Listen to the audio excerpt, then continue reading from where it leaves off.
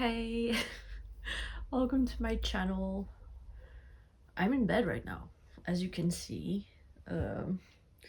It's the early afternoon, around 1 p.m.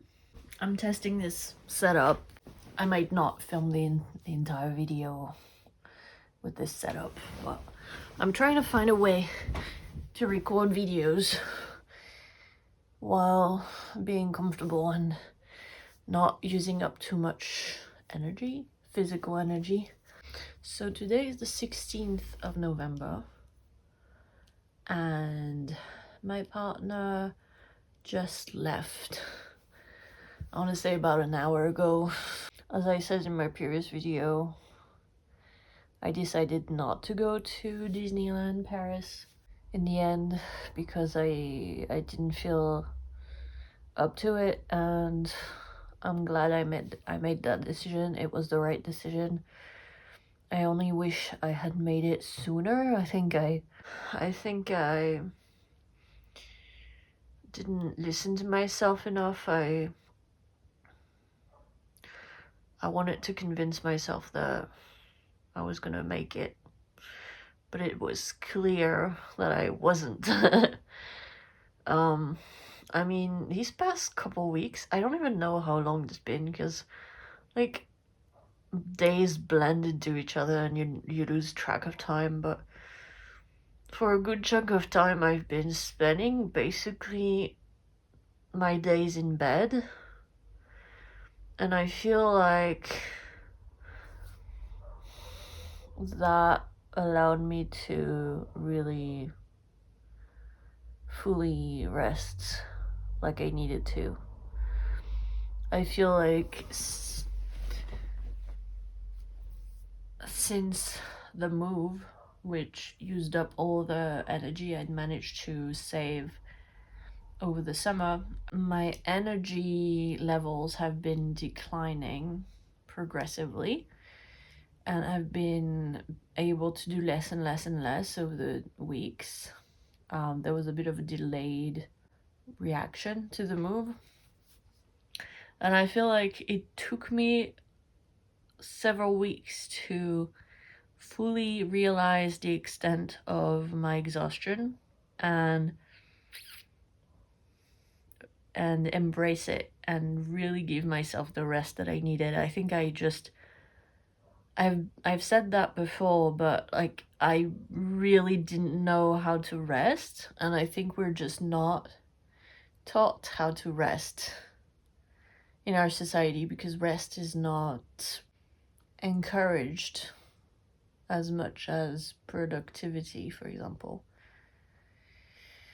And so you kind of have to figure it out on your own. You have to kind of figure out how to look after yourself, especially if you're neurodivergent, late diagnosed. Like, you've spent your entire life pushing past your limits because you thought you had the same limits as everyone else, and it turns out you don't. And so you kept overdoing it, thinking that was what everyone went through. And so you have to learn, when you finally get diagnosed, or like realize you're autistic, you have to really learn from scratch to listen to your needs and know when to say, stop, I need rest right now. It really doesn't come naturally. So yeah, I've been staying in bed, not coming down the stairs more than once or twice per day at most. And even then, like, it was because I had no other choice. For example, my partner was in a meeting and I really needed something to drink, but I could feel like there was a cost to it. Like, I would go down the stairs, and then like I would need a couple hours to recover after that to get back to a kind of baseline. And like this week I've been overdoing it a bit because, you know, preparing for Disneyland, and like there's been a lot of prepping in anticipation of those 4 days that I was going to be alone. And so I overdid it a bit, and like I'm feeling it. I'm feeling it. But before that, like last week, I really embraced restfulness and didn't do much. Really like allowed myself to lean on my partner as much as possible, and I could feel like I was finally getting the rest I needed. So basically, like I said, not getting down the stairs more than once a day at most, and only leaving the bedroom really to go to the loo and wash myself, maybe every other day.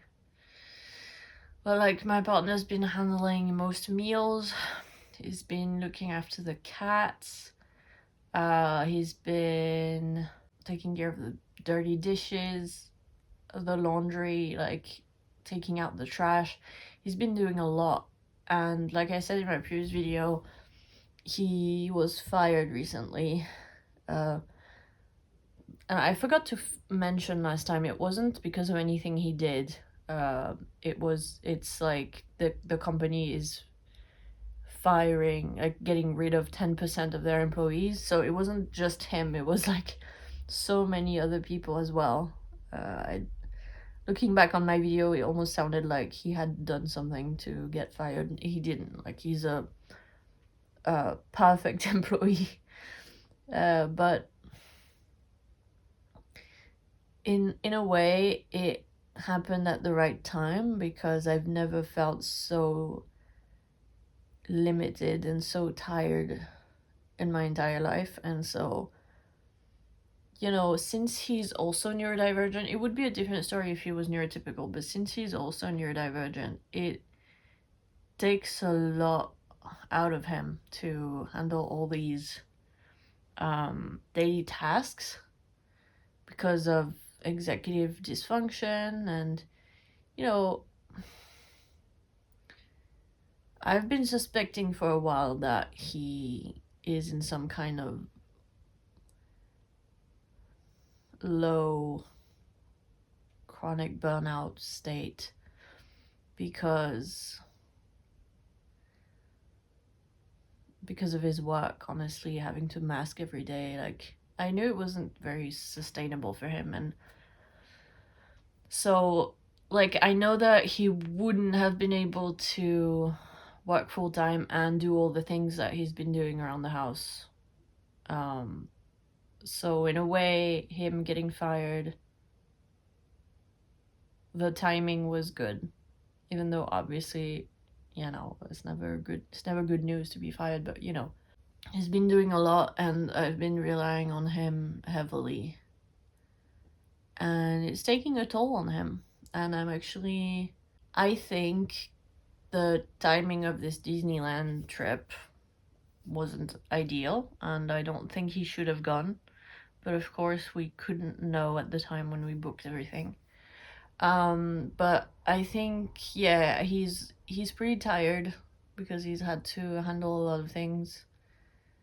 And of course the emotional cost of being fired from a company he really liked. You know, he's been through a lot lately, and he's also really tired. Obviously not as much as I am, otherwise, like, I don't know how we would be able to function, but it's definitely taking a toll on him. And I don't think it was a good idea for him to go to Disneyland this weekend, because he has sensory issues like me, and also gets tired from social interactions. Like, he's ADHD, so I know it's gonna be taxing for him, especially since my mother-in-law can be really intense. She talks a lot. She demands a level of engagement from the people around her That's just how she functions. Uh, like I mentioned in the past that we suspect she might be autistic. It's becoming clearer and clearer in her mind. And so, like, she can be pretty intense in social interactions. I guess she struggles to recognize when someone is a bit tired or and like reading the room or whatever. And so she doesn't necessarily know when she should stop talking or I don't know, and she, how some autistic people tend to talk a lot and go into lots of details and overshare and info dump and do go on long monologues. That's basically what she's like. And she also has very intense eye contact, all of which are autistic traits, and it would make a lot of sense for her to be autistic because her son is autistic and they have a lot of similarities. Anyways, what I'm trying to say is it's going to be taxing for him this weekend. And so I've been worried about him. And I've been really urging him to pace himself and not push too hard because I don't want him to end up in the state of exhaustion that I am in right now, because that would be really bad. It would mean that it would be really difficult to function on a daily basis, It is already a struggle right now with him having the energy to do a lot of stuff. So if he didn't have the energy to do all of that stuff, I just can't imagine what we would do. And honestly, I don't wish that on him. But yeah, so I've been a little nervous about that. And also, I hate being separated from him. We've been together it's gonna be 9 years in early December. And we're like soulmates, we're both autistic, so we clicked on that front long before we knew we were autistic. And we're just thick as thieves, is that the expression? We're like best friends, but like best friends living together, and sharing every single day of our lives, raising our 2 cats together. I never thought it was possible. I never would have thought it would be possible to build such a close connection with someone. And it does feel like we're the same. And I know it sounds kind of weird, but it feels like we're the same person in 2 different bodies.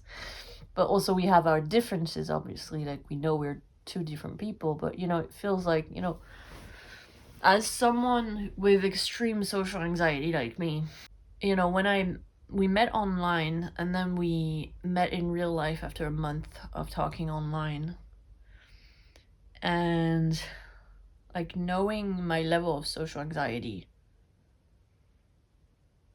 I would have struggled so much. I would have been in so much distress had it been anyone else but him. But somehow, as soon as he stepped out of the train onto the platform, I was like, yep, I've known him my whole life. It was like coming home. It was like reuniting with a lifelong best friend, you know what I mean? We immediately clicked, we'd known each other our whole lives. And it's just magical. And 9 years later, I mean, it keeps getting stronger and stronger. We keep getting closer and closer. And the hardships of life just make us stronger, So anyway, we're very close. And we hate being separated. We live with each other on a daily basis. My partner works from home. I don't work besides my YouTube channel. So like we're both at home 24/7. We rarely ever get separated, maybe no more than a few days a year, and it's always really difficult. Like when he left earlier, I just started crying. It feels like, I don't know. I just don't like to be away from him. And then it triggers my anxiety, and then I'm like, I have this irrational thought of when we're not together, he's more likely to, it's more likely for something to happen to him, which doesn't make sense because he's not safer when I'm around, but it gives me a sense of control that like if something happens, I can act, I can do something to save him, protect him, I don't know. But when I'm not with him, I don't know, I feel really scared for him because I don't know, I can't protect him or something. It's really stupid, but so yeah, I get anxious about something happening to him, like I'm just crying thinking about it right now. I'm a lot more obsessed with death than I should be. I've been very aware of death from a young age. I know it sounds really weird, but I guess I lost family members pretty early on, and like pets and stuff. And so I experienced death from a young age, and I didn't really have, from what I can remember, I didn't really have this thing of children where they're like, until a certain age, they kind of don't know what death is and they don't understand it. Like, I was very clear on what death was. And I remember being 9 years old and, my great uncle passed away, and we went to his house, and there were other kids there from a friend of his, and they were around the same age as me, I think, and I could tell that they had no idea what death was, and I felt like I was judgmental, okay? I thought they were so childish for not understanding, because I was very clear that like my great uncle had died, his life had ended, his body was decaying. Like, I was very clear on what death was. I felt like these little kids were just so childish for, like, they were very immature that they didn't know what death was anyway. So I've always been very clear on what death is, and I think about it more than I probably should. There's an element of wisdom in being reminded of how fragile life is. It's kind of a Buddhist concept, but I feel like it can get a little unhealthy as well. And I often, and when I say often, I mean almost every day, I think about the fact that I don't worry so much about my own life ending. I've gone through so many periods in my life where I thought, what was the point of keeping going? So I've contemplated my own death many times. It's more about losing other people. I'm more scared of losing loved ones than I am of dying myself, because I'm not a religious person. I don't believe, I'm very much the type of person who believes only what they see, and as long as I don't have any proof that there's life after death, I can't believe in it. It's as simple as, I wish I did. I wish I did believe that there was something after, but I just can't believe something I don't have proof of, that's just how my brain works. So I don't believe that there's anything after death. I think we just lose consciousness forever, basically, and our bodies start to rot. And so I'm not scared of that, because I'm like, when I die, I'm not gonna be conscious anymore. So like, what's the, you know, it's more about losing the people I love. And like, I often think about losing my partner. Like, what if he dies before me? What if we get separated by death?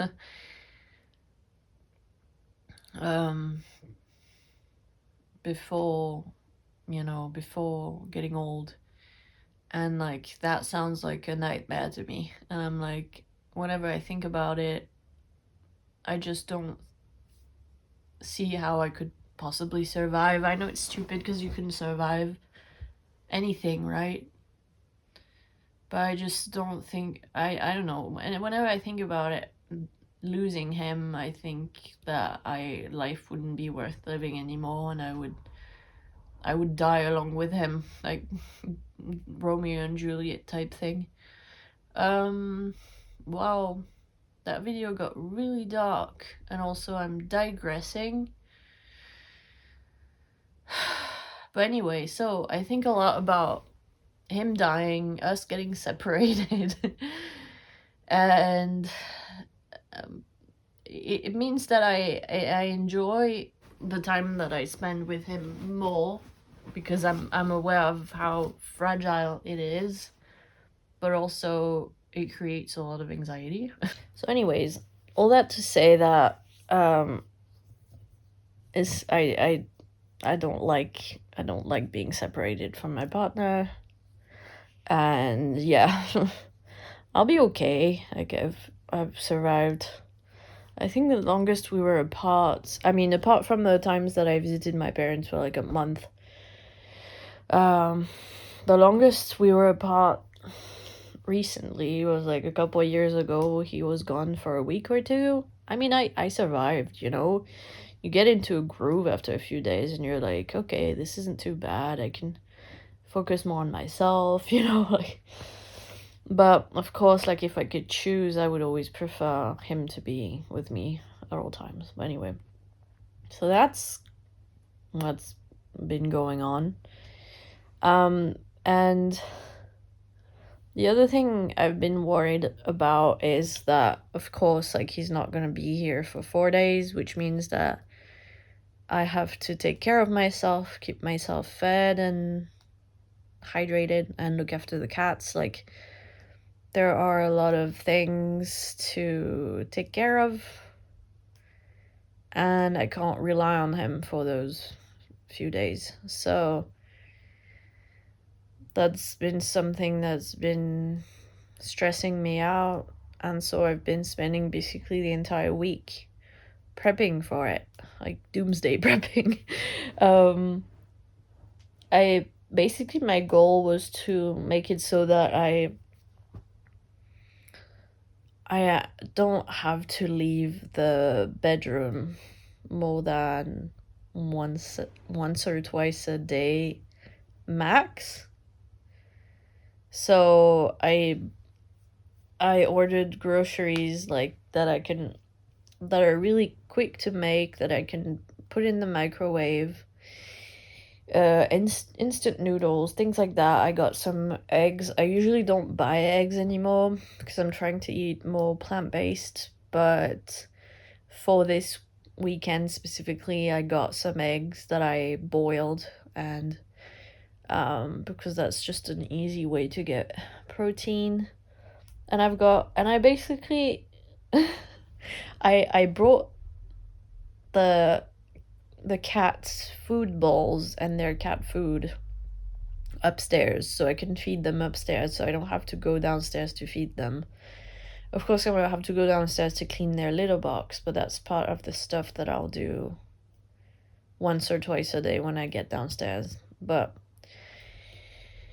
and like, I have a whole stock of snacks and drinks and stuff. Like, I'll show you. So don't mind how dusty, crusty everything is. I didn't, you know, I haven't been doing a lot of cleaning. I've got all my fidget STEAM toys in here with my headphones and my sunglasses for sensory stuff. I've been going through my STEAM toys because I had a lot of them, and like keeping only the ones that I use the most close at hand. So I've got my STEAM toys. I've got my Switch I want to play. I've got my Kindle if I want to read. This is something I've been taking for sleep as a supplement. I've got my AirPods. And then I've got this little station here with my kettle so I can boil water. Stuff that I need to make some tea. This is full of tea that I made this morning, which should keep warm throughout the day so that I can refill my cup because I'm a big tea drinker. You know, fruit. And then I've got snacks and water and stuff. You know, chocolates because it's Christmas. Crisps. Some kimchi, that's so random. Some water, some I tried to stay healthy, so like there's like applesauce with no sugar added. There's some dried fruits, dried bananas, some instant noodles, some nuts, and more dried fruits type stuff. That's the cat food. Some bread and some brioche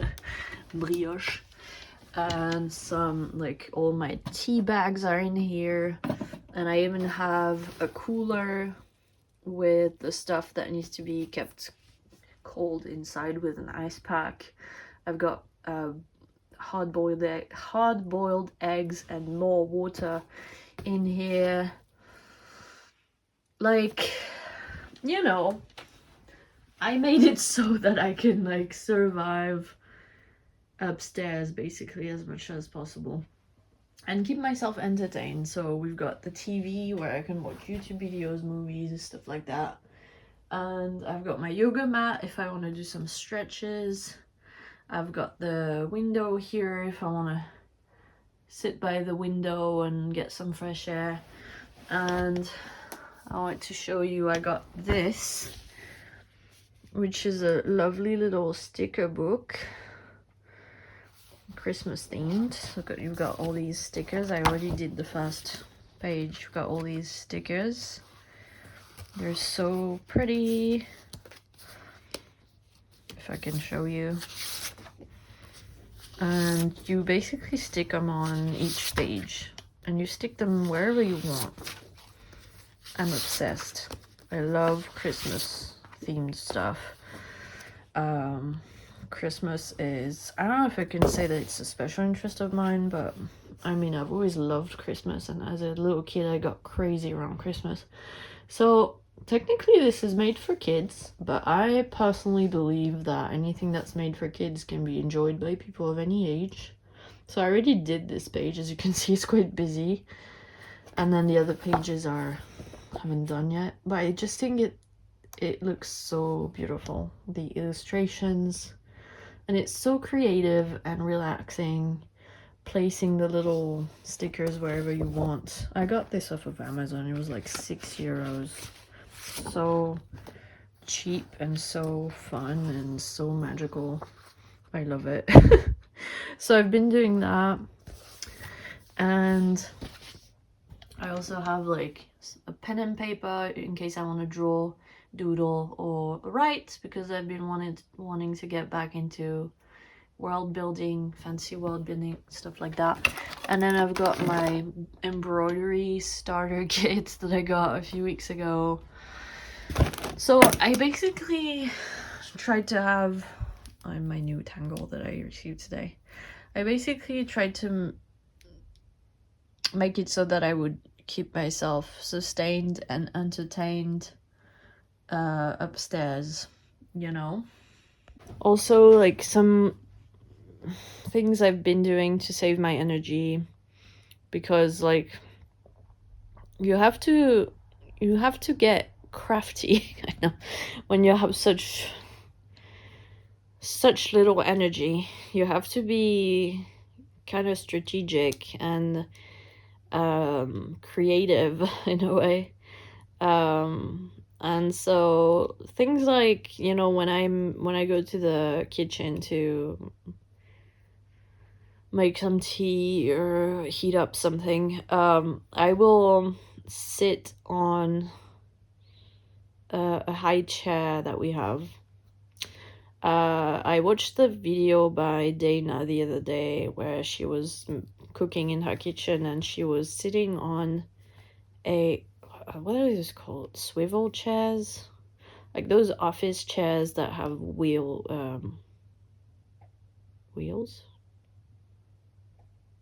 that can roll around. And I thought that was such a good trick. Because, you know, sometimes just standing can be really exhausting, can take spoons, and if you have chronic pain as well, that might be tricky. So I thought that was a good trick. We don't have an office chair like that we can use, but I do, like, if I'm waiting for the water to boil, I'll sit down, you know, like trying to save energy wherever I can. I have my sunglasses and my headphones close at hand, as you saw, so I can, throughout the day, if I get overstimulated, because I get overstimulated very easily, I can use those to preserve myself.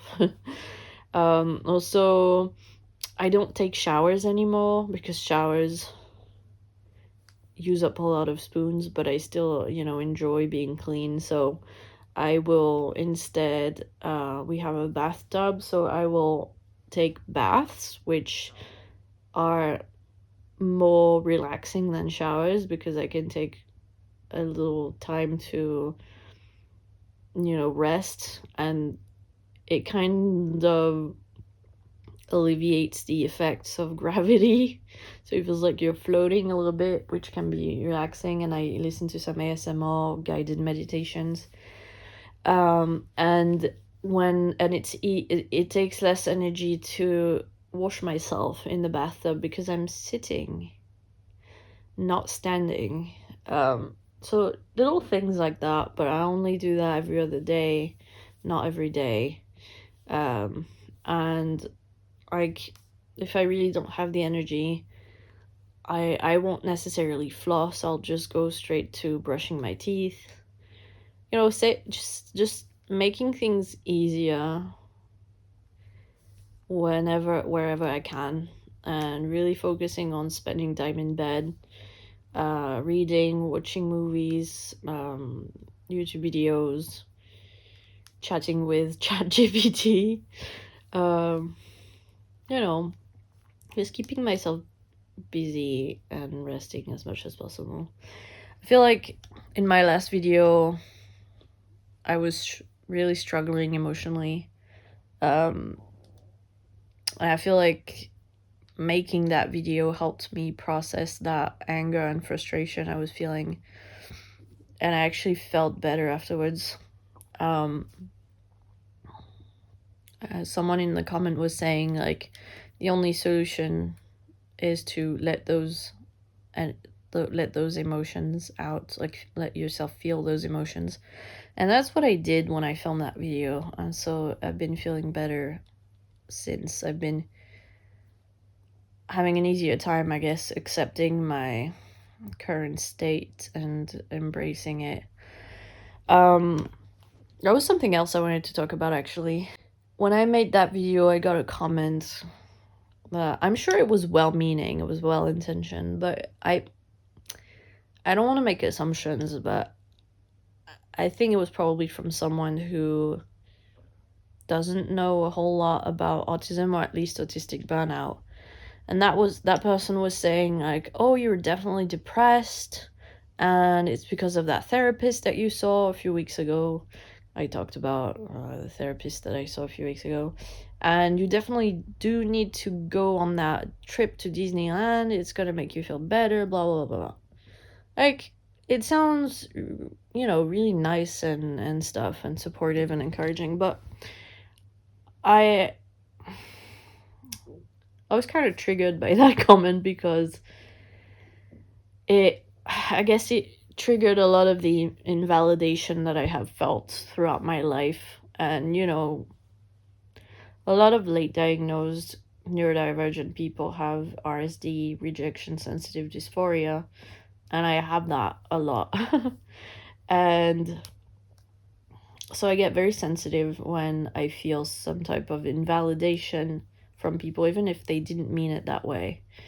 But the problem with comments like that is that it completely invalidates the experience of people who are in autistic burnout, because autistic burnout isn't the same thing as depression.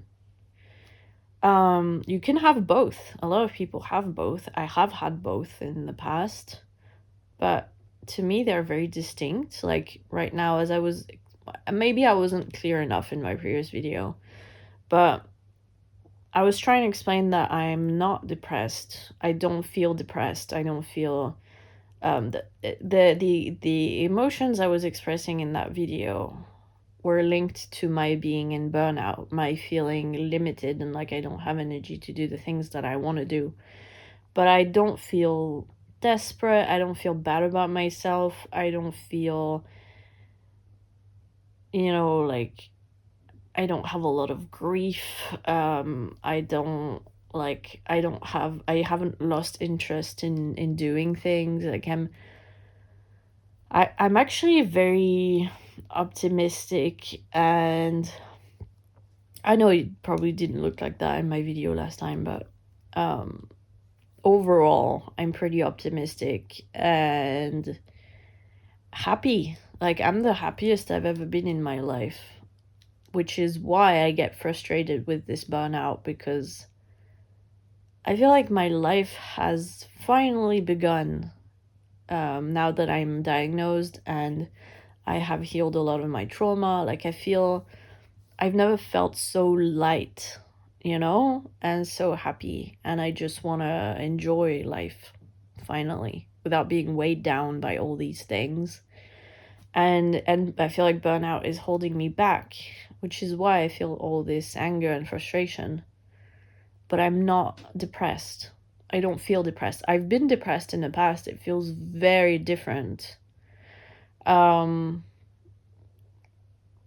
like when you're depressed, you kind of lose interest in being alive almost, and you're like, you have suicidal ideation because you're like, what's the point of keeping going? Like you don't want to get out of bed in the morning. Right now it's not that I don't want to get out of bed, it's that I don't have the energy to get out of bed. It's very different. And I think it's harmful to confuse the two, and that leads to autistic people thinking they're in depression because that's what people tell them, that's what society tells them. And then you get advice like, oh, you have to socialize, you have to leave the house, you have to exercise, you have to, all these things, and like neurotypical self-care, like go to the hairdresser, go get your nails done, like if you're into that kind of thing. Go to the gym, go out with your friends, like, and all these things might help you get out of depression or neurotypical burnout. But when you're autistic and you're in autistic burnout, those can make your burnout 10 times worse, which is why I got really frustrated with that comment. Because in the past, when I didn't know I was autistic and I was in autistic burnout, I would have fallen for it. I would have been like, yeah, this person's right. I need to push myself to go to Disneyland Paris because it's gonna do me some good to see family and do something fun and exciting, and and it would have only made my burnout worse. That's the reality of it. Because people who are in autistic burnout don't have the same needs as people who are in depression, who are in neurotypical burnout. I know I made the right decision not to go, because I mean, if I already struggle to get out of bed, how can I possibly have the energy to go to an amusement park that has all this sensory stuff going on, all these people, all this walking around, standing, waiting in queues. Like, I just can't imagine it not making my burnout 10 times worse. And I don't need to make it 10 times worse. It is already bad enough as it is. And it is bad. It is that bad because I didn't listen to myself soon enough, because I didn't know how. So that's why I kind of wanted to respond to that comment. Well, I already responded to it in the comments, but I was kind of like in the the heat of the moment. So I can come off as a little intense in comments because I have like strong emotions. I know this person meant well, but I just think it can be harmful when you're autistic burnout for people to go, oh, you should leave the house, you should see people, you should exercise, you should do X and X. And for a long time, when I was in burnout and I wasn't diagnosed, I didn't know I was autistic, I would listen to this kind of advice. I went through months on end of thinking, I'm tired, but I'm not unhealthy. Like, I don't have a health issue. So the only explanation is that I must not be exercising enough. And so I would force myself to exercise every single day, going on walks every single day. I would force my partner to go on walks every single day. Like, he was so fed up with it at some point. And I would be really hard on myself, and I kept thinking, I'm still tired because I don't exercise enough, and I would exercise even more when all my body fucking needed was rest. You know? So when I read comments from people saying that I have to move more and I have to socialize more and I have to get out of the house more, I'm like, bitch, you don't know. You have no idea. That's what I did for years, thinking it would help. Guess what? It landed me where I am today. So no. That's the last thing I need right now. I haven't been able to make as many videos as I usually make. Like, I've been, these past few months I was making a video per week, more or less, and a few shorts here and there. At this point, I feel like I need at least a week in between filming each video, and I'm not doing as much editing as I usually do. And of course I'm like laying in bed, so but like this is taking, like, I can feel like this is using up spoons that I don't have. I probably shouldn't be doing this, but also it gives me some type of gratification, a sense of accomplishment, and it's very therapeutic for me to share how I'm feeling with you. And then to see you relate to what I'm saying and be able to exchange in the comments, like, I like it, which is why I do it. But also, it's taxing for me, so I can't do it as often as I usually do. Anyways, have I covered everything I wanted to talk about today? Kind of. I have ideas of videos I want to make. I'll make them whenever I make them. In the meantime, I will continue to rest and look after myself for Christmas, which is the next big thing, big plan in my life, because like every Christmas, my in-laws are visiting. And, obviously, if I'm as tired as I am right now, I'll have no choice but to, stay in bed and stuff. But if I can, if I have a little more energy, without overdoing it, but if I can just spend a little bit of time with my in-laws and my partner at Christmas,